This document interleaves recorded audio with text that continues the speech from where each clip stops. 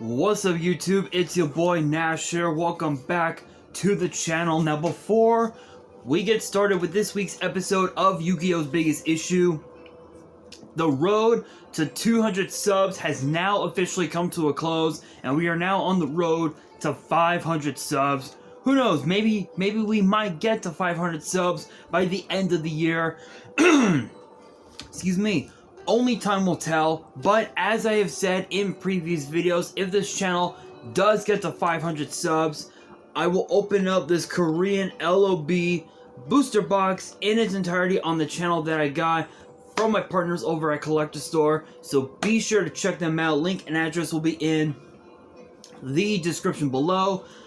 By checking them out, not only does it support them, it also supports the channel, and I would greatly appreciate it. On the hopes to potentially pull a Blue Eyes White Dragon, a Dark Magician, a Red Eyes Black Dragon, a piece of Exodia, Monster Reborn, Pot of Greed. The possibilities are out there. However, if this channel gets to 1,000 subs, I will open up this first edition Toon Chaos box in its entirety on the channel that I also got from my partners at Collector Store, on the hopes to potentially pull my second ever Collector's Rare. Because it wouldn't be the first time that I pulled a Collector's Rare, because I also pulled this. Freshly pulled from my Genesis Impact box opening that I did several months back, is a Collector's Rare Beat Cop from the Underworld. This thing looks absolutely beautiful. I'm planning to get this graded at some point.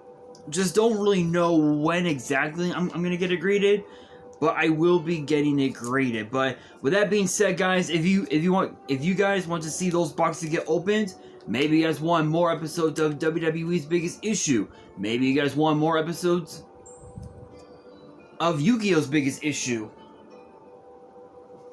deck profiles, card discussions, WWE topic videos, or maybe, just maybe, you guys want some premium live event predictions and results.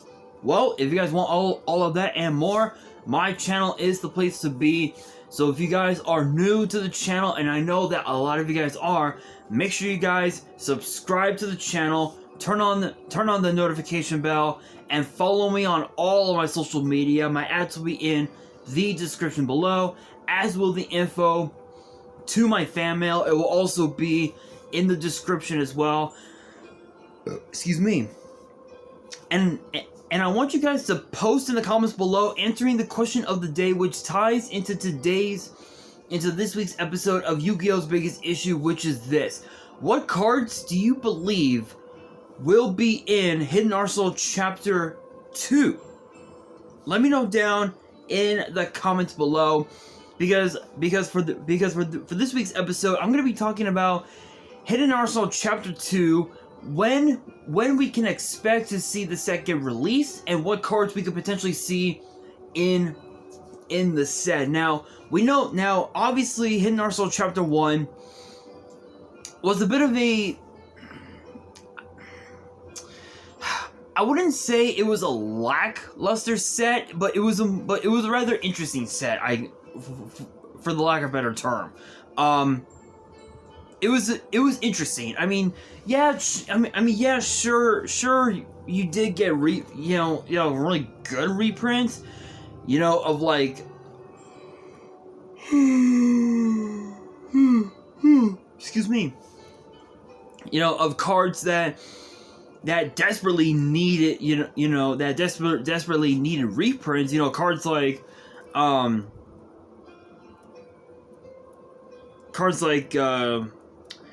Stratos, Flame Wingman, Goyo Guardian, Polymerization from Fusion Enforcers, and whatnot. But we even also got reprints as well of cards from the Hidden Arsenal sets that hadn't gotten a reprint in quite some time. Cards like Blizzard Warrior, Cryomancer of the Ice Barrier, a lot of the other Ice Barrier cards that were never seen in the Freezing Chains structure deck as well. Even also reprints of cards like the Mist Valleys. You know, Apex Avion, which is a nasty card used in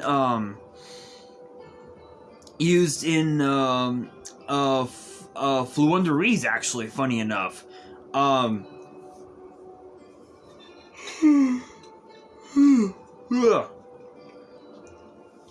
Excuse me. You know, what other cards was also in, you know, that got reprinted in Chapter 1? The Outline of Justice cards, you know, cards like Decisive Armor, which Decisive Armor is actually pretty fucking good. It's actually pretty fucking good against any light based decks. You know, Cyber Dragon, Lightsworns. What others are there? What, Trickstars? I think Trickstars. Yeah, I think Trickstars. You know, just to name a few. But again, Chapter 1 was pretty interesting, to say the very least. Even also, we even got a reprint of Outline of Justice Field Marshal, as well as Catastor, which Catastor hasn't been reprinted in quite a while. In fact, I think the last time I got reprinted, what was it? Dual Devastator? That was like 2-3 years ago? What was it, like 2, maybe 3 years ago, or something like that? It's been a while, but Field Marshal, ironically enough, is actually pretty crazy. Must be synchro summon, and if this attacking card destroys a face down defense position monster by battle sent to the graveyard, you can draw 1 card. So that's actually not bad. Being able to just power over any monster that your opponent has that's face down, that's pretty crazy. I mean, being able to just draw a card after that, that's pretty crazy. And then Decisive Armor is like probably one of the craziest cards out there, because it has 3 separate effects based on whether or not based on what the board state looks like. So the effect of Decisive Armor reads, once per turn, if your opponent controls a light monster, activate one of these effects. Target 1 set card your opponent controls, destroy that target. Send a card from your hand to the grave, destroy all spells and traps your opponent controls. Send your entire hand to the grave. Look at your opponent's hand and send all light monsters in their hand to the grave. Then inflict damage to your opponent equal to the total attack of the monsters sent to the grave. This card was used in quite a few decks from back in the day to actually stop Lightsworns from being from going off, which that's pretty crazy. So again, Decisive Armor is basically Trapple / MST. It's a Harpy's Feather Duster, and it's practically a card destruction all rolled in the 1 card. That's pretty crazy.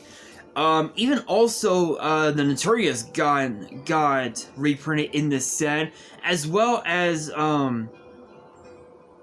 the Fables as well. Fables got reprinted. Dragoonides was another one that got reprinted as well. And then of course too you got the you've got the what you call it, the promos for the set. So with each mini box you get 2 packs, a die, and then you also get a promo card, which could be one of the following: Dragoonide Gusarme, I believe is how it's pronounced. Armed Dragon, the Armored Dragon, Pile Armed Dragon, Deep Sea Repetitor, Armory Arm, Power Tool Dragon, Formula Synchron, and I think those are the only ones. Everything else you had to try and pull from the packs. Ironically enough, even also there was also reprints of cards like Blue Eyes, Dark Edition, Red Eyes, Neos, Karibo, Barrel Dragon, Buster Blader, Lava Golem, cards that were released from LOB, from Legend of Blue Eyes. I want to say all the way to I want to say all the way to Duelist Genesis, and then just a couple cards, you know, from Fusion Force as well. So I mean, again, Chapter 1 was pretty good, but Hidden Arsenal Chapter 2 is what could potentially make all the difference. Chapter 2 might just be the set that everybody needs, because Chapter 1 focused on Hidden Arsenal 1, Hidden Arsenal 2, Hidden Arsenal 3, and Hidden Arsenal 4, Trishula's Triumph. Hidden Arsenal Chapter 2 will put its focus on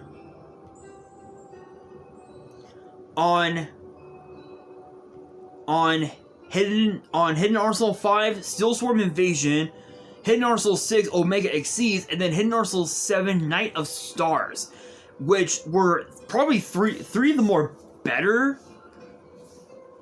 Hidden Arsenal sets than the other 4, because you look at Hidden Arsenal 5, think of what was in Hidden Arsenal 5. You have Gem Knights. Gem Knights debuted technically in this set. Laval's got a little bit of extra support. Vylons as well got a little bit of support. Gishkis, I believe, debuted actually in Steel Swarm Invasion. Gustos, Steel Swarm. What else was in here?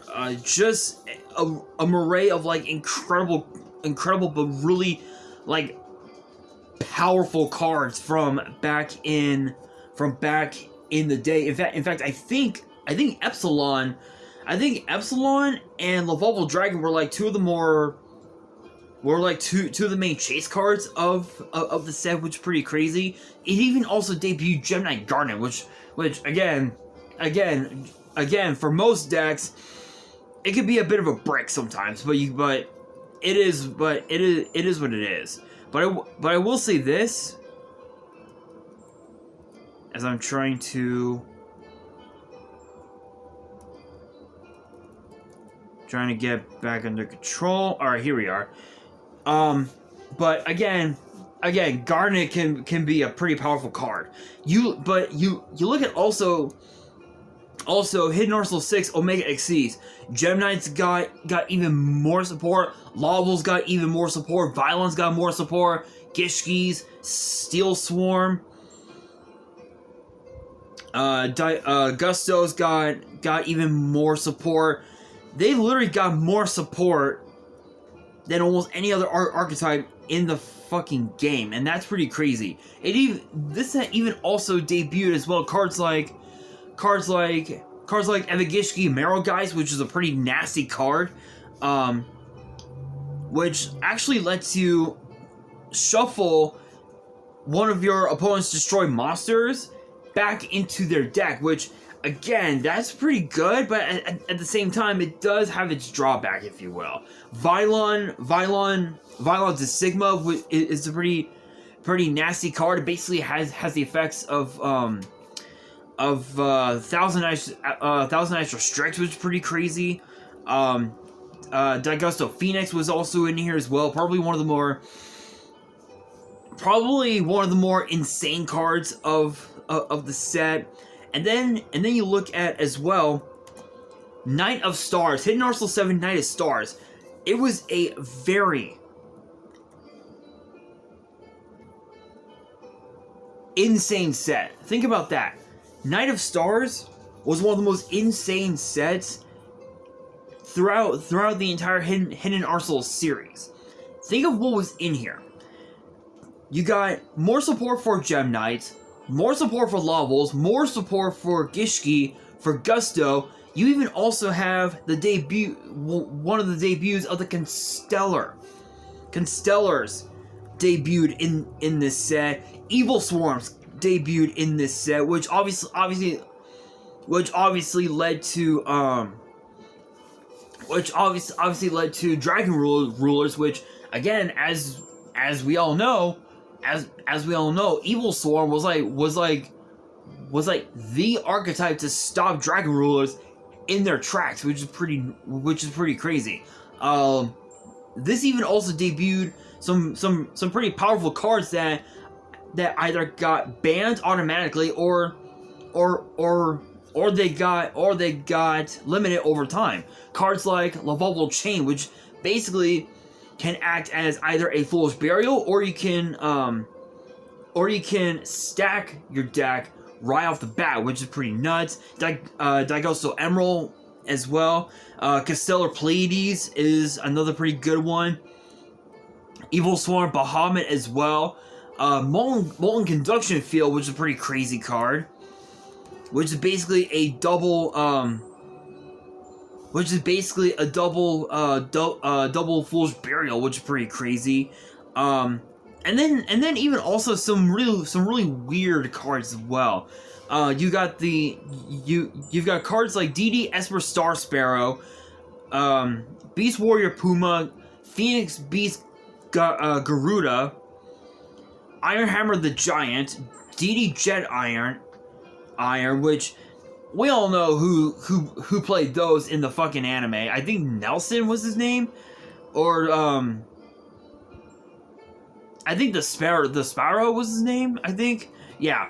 Weird dude. Cards like Iron, Tin Goldfish, Gearspring Spirit as well, which ironically enough, Gearspring Spirit was actually used a lot in the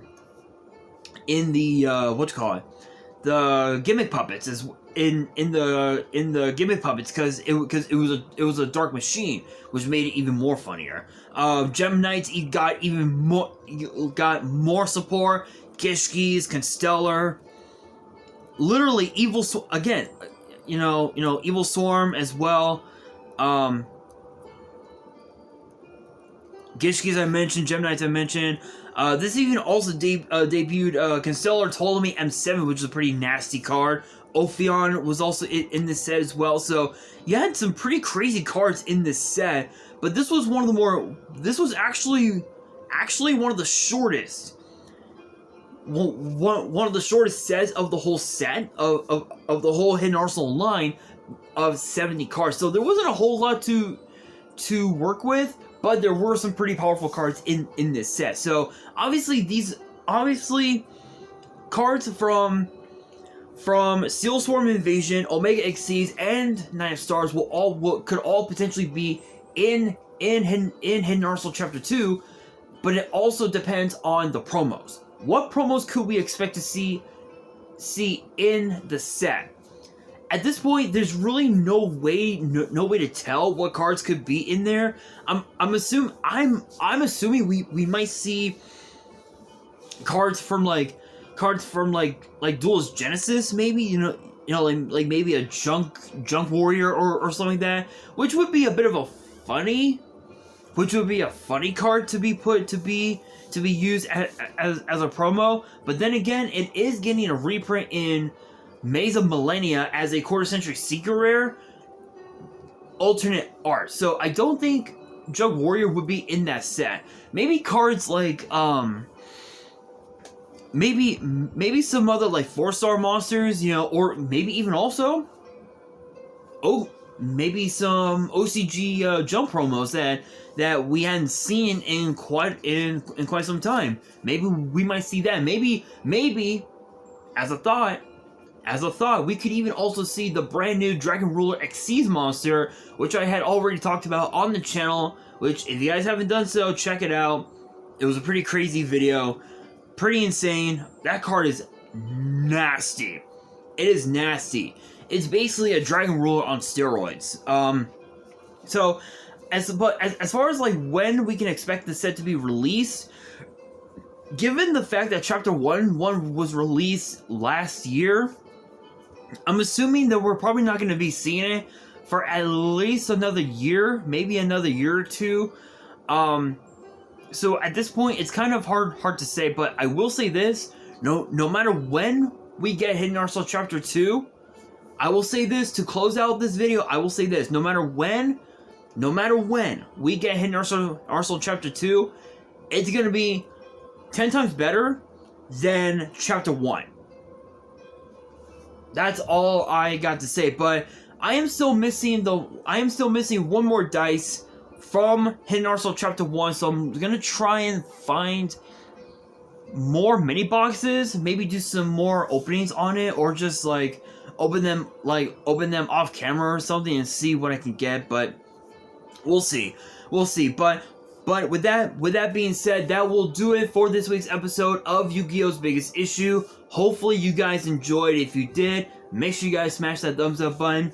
If you guys are new to the channel and you guys want more episodes of Yu-Gi-Oh's Biggest Issue in the future, make sure you guys subscribe to the channel, turn on the notification bell, and follow me on all my social media. My ads will be in the description below, as will the info to my fan mail. It will also be in the description as well. And on that, this is your boy Nash, signing out.